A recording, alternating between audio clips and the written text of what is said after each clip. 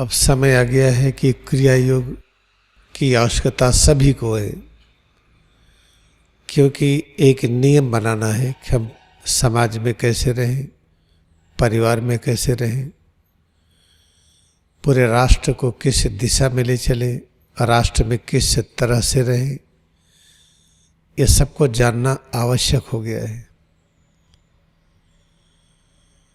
क्योंकि अगर किसी ऐसे नियम में राष्ट्र को ले चले, समाज और परिवार को ले चले जो नियम मायावी है, तो उसमें कष्ट ही कष्ट होता है।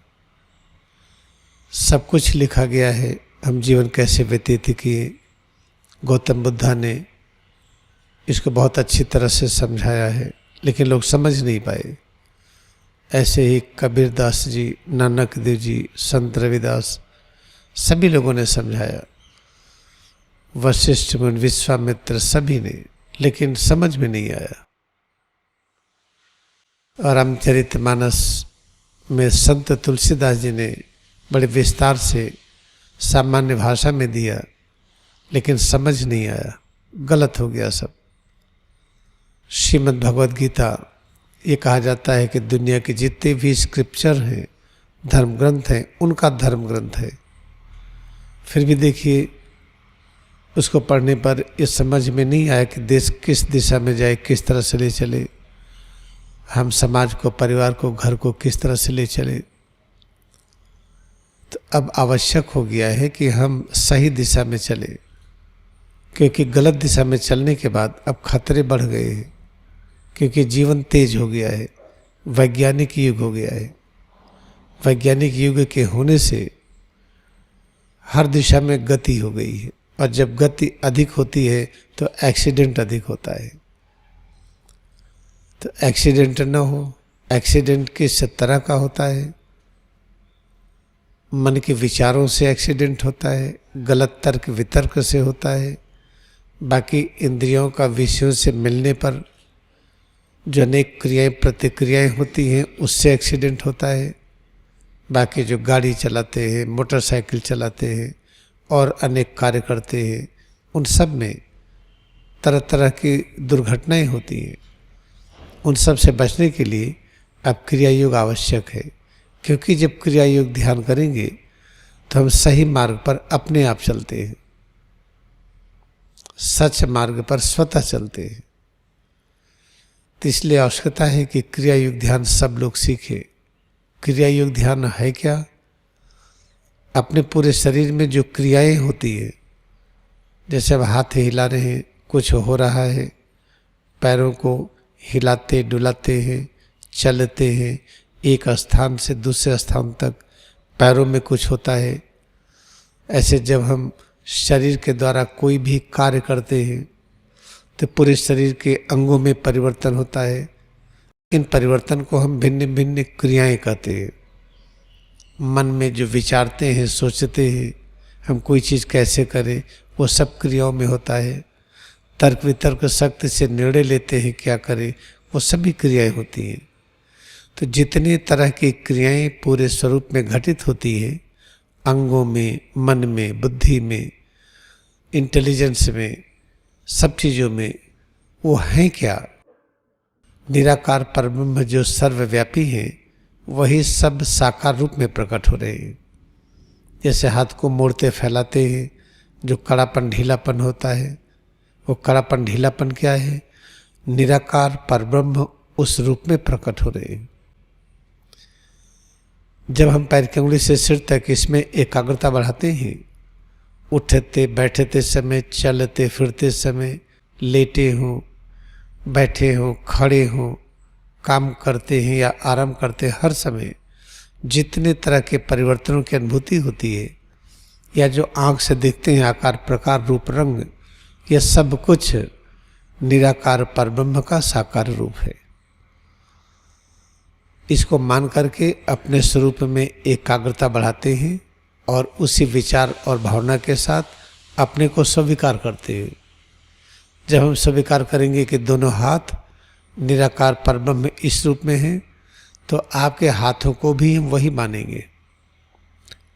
ऐसे पैर, पीठ, पेट, सीना, गला, चेहरा, सिर सब में एकाग्रता बढ़ाते जाए और यही अभ्यास करते जाए। तो जैसे जैसे अभ्यास की गहराई में आएंगे, पता चलेगा कि श्वास की गति जो क्रोध में, गुस्सा में, लालच में, डर में, भय में तेज हो जाती है, वो श्वास की गति कम हो गई है। जब कभी लालच करते हैं, ऐसा विचार करते हैं जिससे दूसरों को नुकसान पहुंचाना है, उन सब में श्वास की गति तेज होती है। जब काम, क्रोध, लोभ, मोह, मद, मत्सर आदि के अधीन होते हैं तो श्वास की गति तेज होती है। लेकिन जब हम ये अभ्यास करते हैं कि पैर की उंगली से सिर तक ये पूरा अस्तित्व निराकार परब्रह्म का साकार रूप है, तो ऐसी स्थिति में हमारी श्वास की गति घटने लगती है। जैसे जैसे स्वरूप में एकाग्रता बढ़ाएंगी, वैसे वैसे श्वास की गति अपने आप घटेगी। जैसे हम पैदल चल रहे हैं, पैर की उंगली से सिर तक पूरे स्वरूप में खूब एकाग्रता बढ़ाते जाइए। सारे परिवर्तनों को निराकार परब्रह्म का साकार रूप मानते जाइए, तो चलने में थकावट नहीं लगेगी। चलने के बाद जो सोचते हैं कि ज़्यादा चल लिए और थक गए, ये अनुभव नहीं होगा। जब इस अभ्यास की गहराई में आते आते स्वरूप में एकाग्रता अनंत हो जाए, उस समय पता चलता है कि अब हमें कार्य करने की क्षमता बढ़ गई है। जिस प्रकार पैगंबर लोगों ने सेवा किया, वैसे हम कर सकते हैं। बस सिर्फ यही करना है कि सिर से लेकर पैर की उंगली तक इसमें जो कुछ हो रहा है, जिन क्रियाओं की वजह से हाथ पैर बन गया है, जिन क्रियाओं की वजह से हम बोल रहे हैं, सुन रहे हैं, हम देख रहे हैं, स्वाद और गंध लेते हैं, खाना पीना खाते पचता है, उन सारी क्रियाओं को हम निराकार परब्रह्म का साकार रूप मानेंगे। तो इसको मान लेने से काम नहीं होगा, इसका अभ्यास भी करेंगे। What is the important point?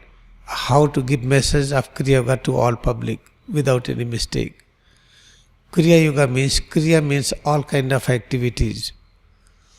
Whatever changes we feel in both legs during activities, when we walk, when we are doing some work with the help of legs, we find many changes. If you are sitting also, in this also we feel many changes in the legs, arms, back, abdomen, chest, neck, face, head. When you look at the object, we find changes within. When you listen or speak, you find changes within. Then each and every part, head to toes, this what we find is specific shape, size and color, and all things what we feel within, you have to accept. All are manifestation of omnipresence spirit.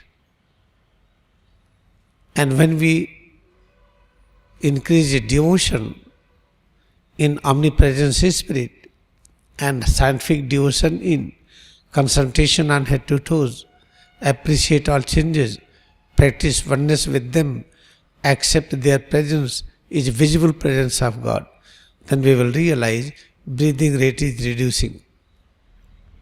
When we are having lust, anger, attachment, aversion, when we have illusion, pride, habit, addiction, egoistic action, and dark heart activities, during all those things, what we realize, our breathing rate increases. When breathing rate increases, then body discharges. As cell phones get discharged, in the same way body get discharged. We feel tired, we do not want to work. And when we concentrate on head to toes, appreciate all changes, accept them as visual presence of God, and increase devotion in God by concentrating on head to toes and by accepting all changes, then you will realize breathing rate is reducing. When breathing rate is reducing, then discharging rate is less. Then discharging of the bones and muscles, skin, arteries, veins, each and every cell and tissue, discharging of mind or reasoning, all starts reducing. Discharge rate is reducing. By repeated effort, when we have infinite concentration on head to toes, 100% concentration on head to toes, then we realize that breath is in our control. Then we are not ruled by breath. Then breath, we can control it. Then we start working like prophet. This is what is the aim of life. Prophet means incarnation. अच्छी तरह से याद रखें कि जब हमारी श्वास की गति बढ़ती है, काम की वजह से, क्रोध की वजह से, राग द्वेष की वजह से, मोह की वजह से, जो एक मद है, संस्कार है, अहंकारिक जीवन है और जो अंधकार में हृदय क्षेत्र है, इससे श्वास की गति बढ़ती है। जब हम स्वरूप में एकाग्रता बढ़ा करके सभी प्रकार की रचनाओं को, परिवर्तनों को हम स्वीकार कर लेते हैं कि सब कुछ ये निराकार परब्रह्म का साकार रूप है, तो ऐसी स्थिति में हमारी श्वास की गति घटती जाती है। नमो नमो नमो गुरुदेव के चरण, नमो नमो नमो गुरुदेव के चरण।